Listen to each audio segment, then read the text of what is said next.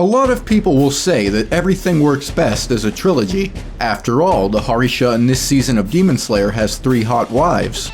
Then there's 2020. Nobody wants a trilogy then. Part 1 was next level garbage, and unfortunately there wasn't much anime at all to make it worth living through. 2020 Part 2 also happened, but hey, at least the anime was one of the best years we've ever seen.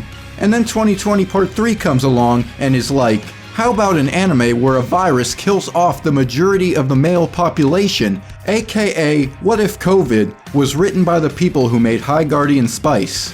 Yeah, even in a season with Attack on Titan on Demon on Slayer, this season feels quite underwhelming, especially compared to how dominant last year was. We've definitely become spoiled as anime fans lately, but there are still some series worth watching this season. This is exactly why I'm here to give you my one brain cell breakdowns of them, as well as to poke fun at some of the more questionable series. To start things off, I figure we can dive right into another world and get the Isekai out of the way. If you're even remotely familiar with the current seasonal anime trends, you'll know that the Isekai genre is more oversaturated in the amount of lewd pictures of the girl from Dress Up Darling on my Twitter timeline.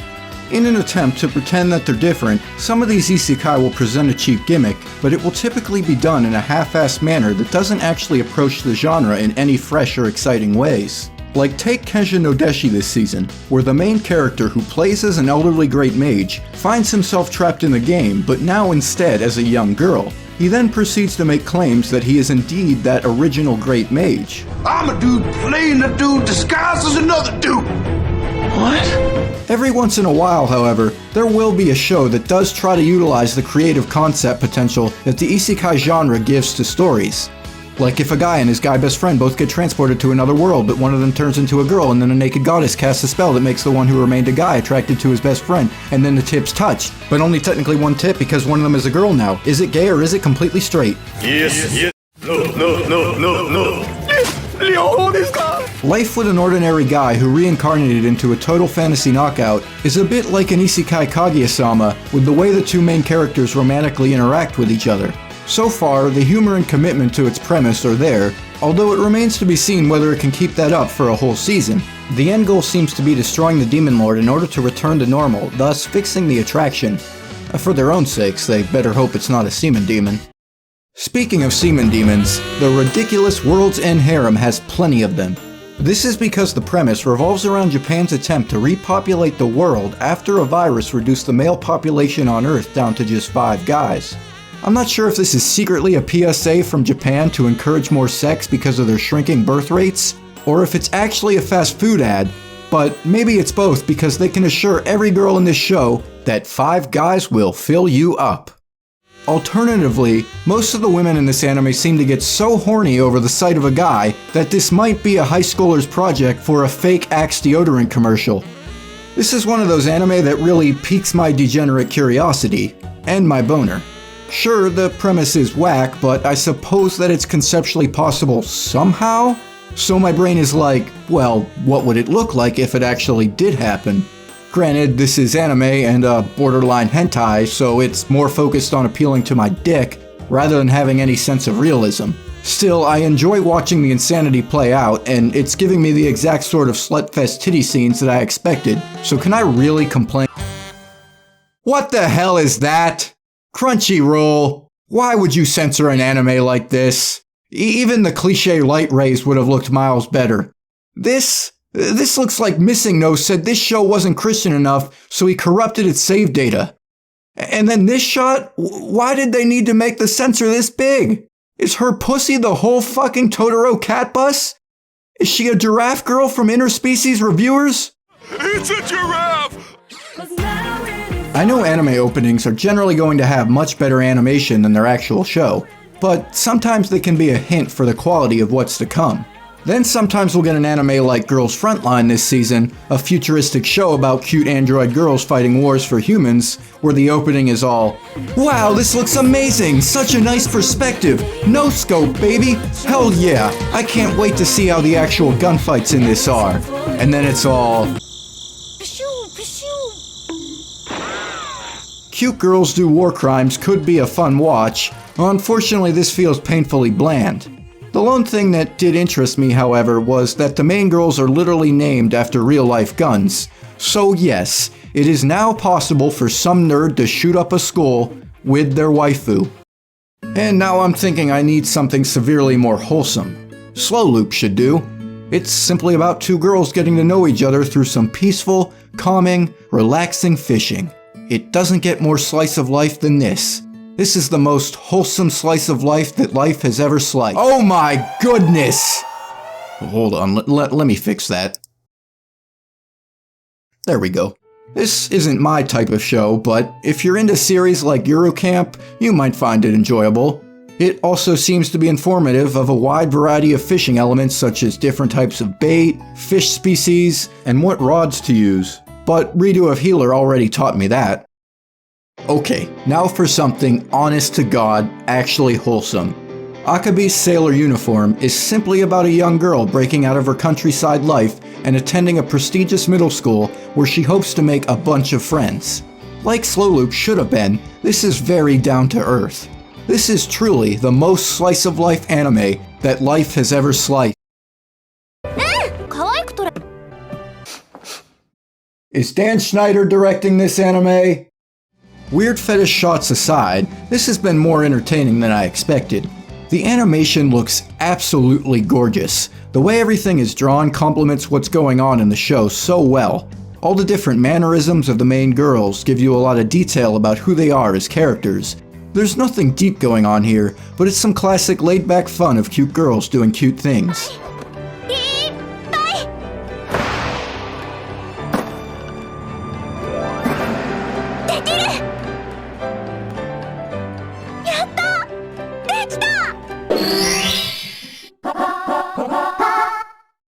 We paint ourselves with tiger stripes and go free all the animals at the zoo!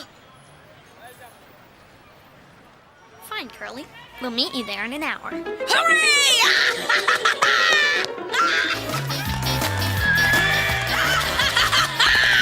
Free the animals!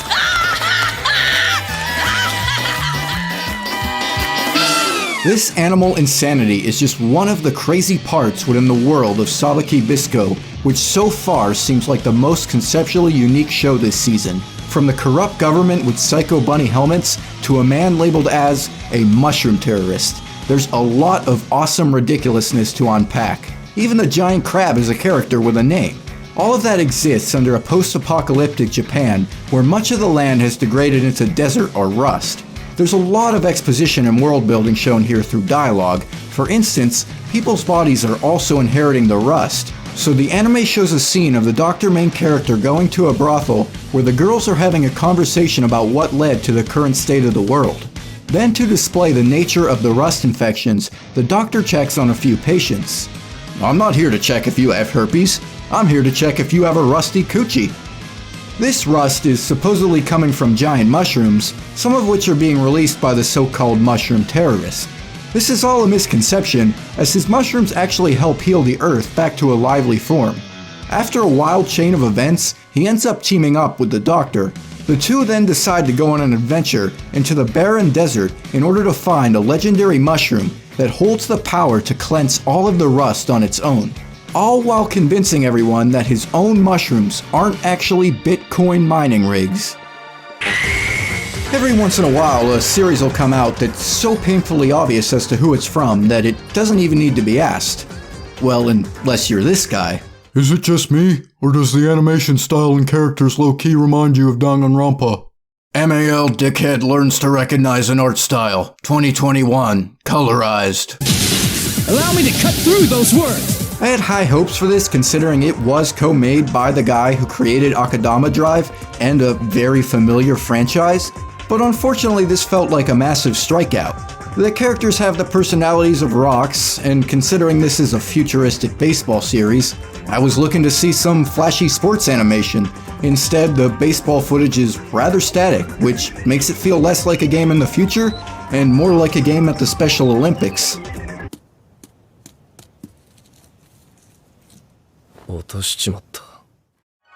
Impressing your crush with chocolate or a poem is child's play. In Love of Kill, the main girl is a bounty hunter, and the main guy, who is a ruthless assassin, attempts to gain her attraction by bringing her gifts. Gifts that are her bounty targets. It's like when your cat brings you a dead bird, but then afterwards is like, hey, wanna fuck? Don't be horny, Moist. The show quickly sets up some compelling mystery elements to their pasts, but one thing's for sure is that this motherfucker is crazy. Full-on male yandere, and handsome too. Like the type that weird white women on Twitter who fantasize real-life serial killers will fawn over. Put in temporary charge of his sick father's kingdom, the lazy Wayne has hidden plans to sell it off so that he can retire and live an easy life. That is the basic premise of The Genius Prince's Guide to Raising a Nation Out of Debt. There's never enough time to get out there and make the kind of money you always dreamed of making. I'm going to tell you something that's going to change your life. Have you ever heard of NFTs? There's a lot of political dialogue here similar to Realist Hero, but I think this has more of a fun factor to it. Wayne's over-the-top reactions are amusing, and there's some humor behind how things keep working out for him.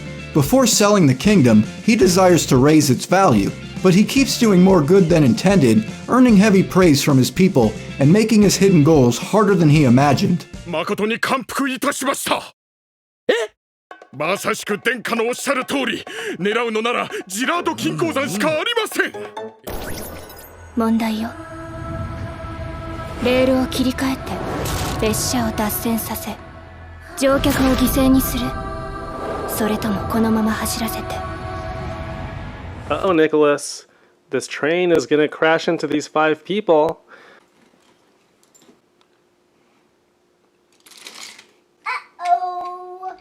For a while, I struggled with how to describe this one. Certain times it'll feel like nothing particularly interesting is happening for moments on end. But then out of nowhere, the show is all, whoa, this everyday dude just suddenly became a parkour god! What? Onto a train? And he just spring jumped off it and transformed into a missile! This man is now outrunning the train! And he does it! He saves the girl! Well, there's your real answer to the trolley problem. Using a tool-assisted speedrun. Yeah, this might all appear a bit over the top, but it's still been fascinating watching the various trolley dilemmas that the show continues to throw at the main characters. Those incidents come from supernatural visions of their childhood friend who died in a tragic accident. If you're able to tolerate the slow pacing and excessive dialogue, I think Tokyo 24th Ward is still worth watching. The exposition might feel dull at times, but a fair amount of it still succeeds in introducing you to the history of the various characters and the fictional setting, an artificial island and additional territory of Tokyo that has a lot of moving parts to it. Studio Cloverworks has been doing an A+ job with the visuals, although people have expressed concerns that this could go downhill as they're also working on 2 other shows ahead of it this season. Gee, I wonder why that is. 全五条くん、ハレンチミラクルだからわかんない。This anime holds the scenario that every weeb dreams of. A hot anime-obsessed girl that's into cosplay, who comes out of nowhere and inserts herself into your life. Though for the main character of Dress Up Darling, his obsession is over traditional dolls that he sews clothes for. With barely any anime knowledge of his own, the hot classmate he meets known as Marin serves as his introduction to the wild world of weeb culture. セイントヌルヌル女学園お嬢様は地獄クラブハレンチミラクルライフ2の黒い雫となんですって Just wait till he finds out about Isekai titles. Ignoring sequels, this is so far my top anime of the season, as it's been impressive in various ways. It somehow manages to give even World's End Harem's horny meter a run for its money. But there's more than just fan service of Marin to this show. She's a unique and fun character that pairs nicely with Gojo, the main guy. After learning of his knack for sewing through the doll's clothes, she gets him to agree to help her design various cosplay outfits. Little does Gojo know at first is that she's mostly into cosplaying characters from rather erotic series, so this puts him into some very awkward scenarios. Like I said, this all sounds like the weeb's dream at first, but what happens when she starts having him help carry around all her cosplay stuff during entire conventions? Well, what happens when she starts asking him to design the outfits for stuff like Euphoria? Jokes aside, this series puts a lot of nice detail into the various cosplay elements, such as the materials needed and the different types of measurements. even down to terms that I didn't even know existed, like bust point, which involves the tip of the nipple. Wow, thanks for the tip. Overall, this is a nice romance of two characters learning about each other's passion and combining them with one another. I've also been fond of the comedy here, like Marin gives him some of her erotic shows to watch for cosplay references, and instead of whipping his dick out, the dude seriously studies it to its core like if he were Deku watching hero porn. My only complaint so far is that there were so many titty shots, yet so little booty scenes. Seriously, can I get some more booty scenes? Have you ever heard of NFTs? Hey, what is crackin', Booty Brigade? That one took a little bit longer than what I wanted, but hopefully y'all still enjoyed it. This season was a little bit dry as far as good shows go, so I had to, find a few weaker ones to just roast their asses off rather than just pimping up a bunch of shows like I usually do. And the usual Patreon thanks to Shin AMV and Snap Zenith. And if you want to support me on Patreon as well, all the links and that are in the description below, as well as just credits and whatnot and general chicken shit bullshit.